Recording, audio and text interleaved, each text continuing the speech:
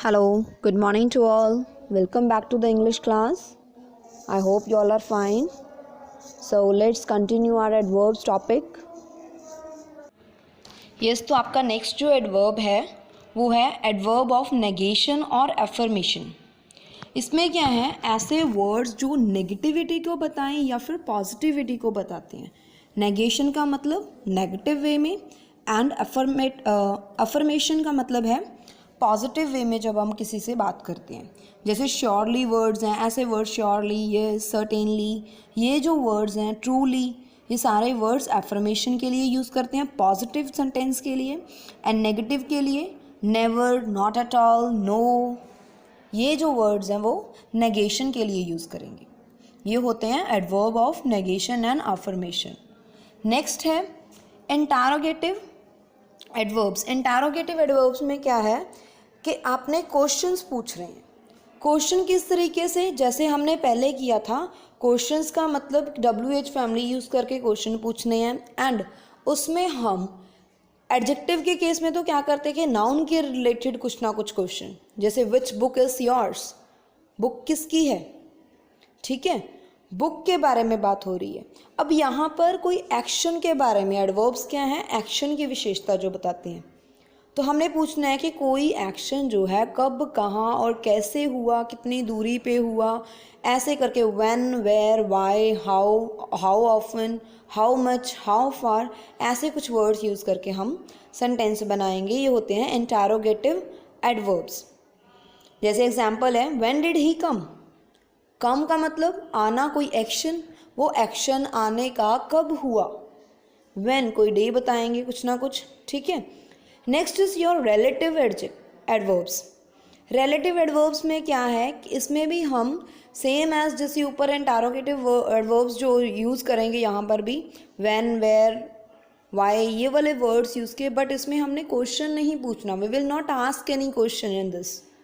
हमने क्या करना है, कोई दो सेंटेंस को या मॉडिफाई करेंगे, हम सेंटेंस को आपस में लिंक बनाएंगे, रिलेशन बताएंगे. जैसे do you know when he will come, क्या आपको पता है कि वो कब आएगा. या I don't know the place where he live, मुझे नहीं पता, क्या नहीं पता, वो जगह जहाँ पर वो रहता है, where he lives. Okay, I hope it's clear. आपको टाइप सारे क्लियर हो गए होंगे. अब नेक्स्ट देखते हैं हम देखते हैं पोजीशन ऑफ एडवर्ब्स. अब हमने एडवर्ब्स जो हैं वो कहाँ पर लगाने होते हैं.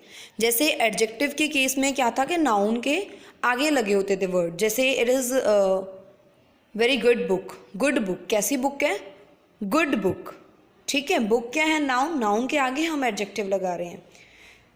हमने यहाँ पर बताना है कि हमने एडवर्ब्स जो हैं वो कहाँ पर लगाने हैं. जैसे कि मान लो फर्स्ट है when a adverb modify an adjective और अनदर एडवर्ब.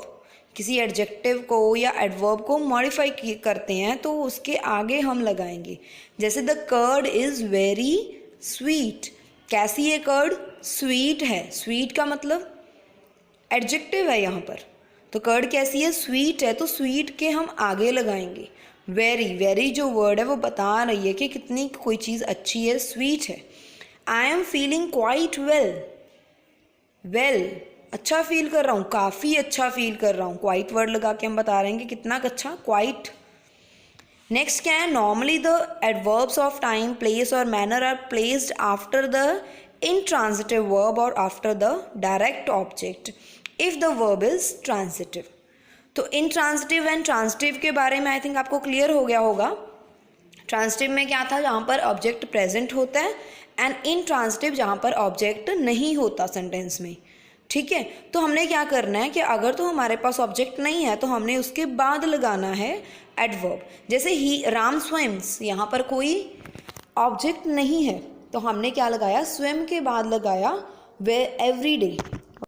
नेक्स्ट एग्जाम्पल है जैसे आई रॉट एन ईमेल. क्या लिखा, ईमेल लिखा, तो ऑब्जेक्ट है यहाँ पर, तो हमने उसके बाद लगा दिया कैसे लिखा है, ईमेल, केयरफुली.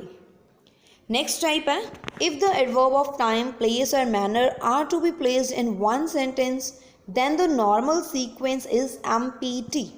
अब हमने कई बार क्या करते हैं हम कि 2-3 एडवर्ब्स एक साथ ही आ जाते हैं, तो हमने उसको किस तरीके से अरेंज करना है. तो आपने ये फॉर्मूला लर्न रखना है.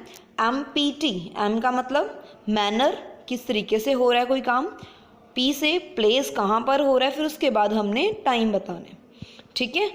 I mistakenly left my book here yesterday, कहाँ पर भूल गए थे, यहाँ पर मैनर वाला कोई था नहीं तो ये हमने प्लेस चूज कर लिया, प्लेस क्या, हेयर, यहाँ पर, कब, yesterday, तो उसके बाद हमने टाइम मेंशन कर दिया।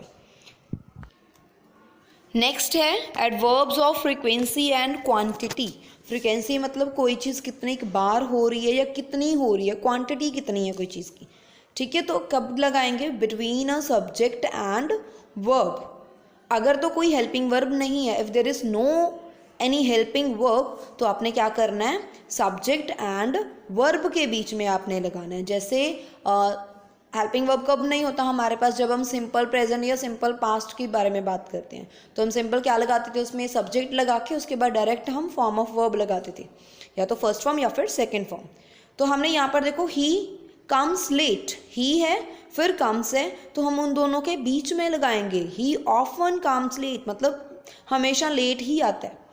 अगर हमारे पास हेल्पिंग वर्ब है तो हम क्या करेंगे, helping verb and main verb के बीच में लगाएंगे, ठीक है। Main verb and helping verb, auxiliary verbs आपने पढ़े थे, is, am, are, was, were, has, have, had, तो उसके बीच में लगाएंगे। जैसे he is usually seen playing with his classmates.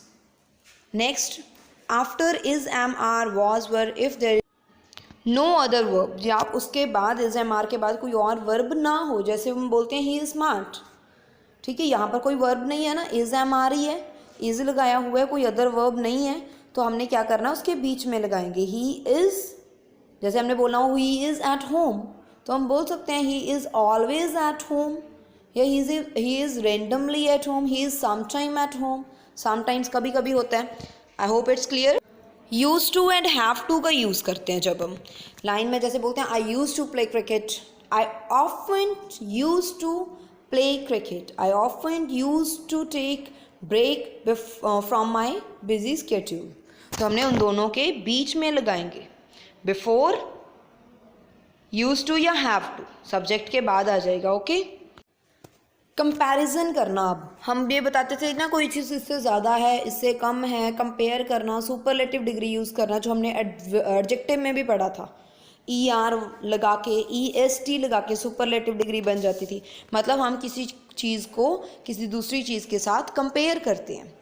तो एडवर्ब्स जो हैं like have 3 degrees of comparison, that is positive, comparative and superlative degree। जैसे हाई का क्या बन जाएगा, higher, highest, late, later, latest, early, earlier, earliest. Next हैं कुछ ऐसे जिनके पीछे ly या FULY यूज़ करते हैं, एंड साथ में मोर एंड मोस्ट उसके आगे यूज़ करेंगे। जैसे ये होते हैं beautiful, more beautiful, most beautiful, ऐसे जैसे पिछली बार हमने किए थे मोर एंड मोस्ट यूज़ करके, तो यहाँ पर भी क्या है, carefully, more carefully, most carefully, easily, more easily, most easily, quickly, more quickly, most quickly, ये आपने सारे रीड आउट कर देने एक बार। नेक्स्ट है आपके कंपैरिजन, जिसमें इरेगुलर वे के साथ होता है, जहाँ पे हम ER या EST नहीं लगता हर जगह पे। जैसे वेल का क्या बन गया, better, best, little, less, least, ये आपको लर्न करने, इल, वर्स, वर्स्ट। नेक्स्ट होते हैं फॉर्मेशन ऑफ एडवर्ब्स। एडवर्ब्स की फॉर्मेशन हम किस तरीके से करते हैं, जैसे क्विक, क्विक का मतलब जल्दी, क्विकली, LY यूज़ करके, क्लेवर, क्लेवरली, क्लेवरली उसने काम कर दिया। जैसे हमने बोलना हो कि ही इज़ क्लेवर, वो तो क्या है, एज अ एडजेक्टिव्स, एडजेक्टिव्स को हम चेंज कर रहे हैं एडवर्ब्स बनाने में, तो हम एडजेक्टिव के साथ LY यूज़ कर देंगे। नेक्स्ट इज योर, जिसके पीछे वाई होता है तो हम क्या करते हैं, जैसे सिंगुलर प्लूरल में भी देखा था हमने, सिटी है जैसे उसके पीछे वाई है, तो हम क्या करते थे, वाई कट करके प्लूरल बनाने के लिए EIES का यूज़ करते थे। यहाँ पर भी हमने LY लगाना है तो वाई कट कर देंगे, ILY लगाएंगे। Heavy, heavily, happy, happily, easy, easily. Clear. Next है कुछ कॉमन जो एडवर्ब्स हम यूज़ करते हैं, हमने थोड़ा थोड़ा डिफरेंस क्या है, किस तरीके से हमने उनको यूज़ करना है। जैसे फर्स्ट है वेरी एंड मच का।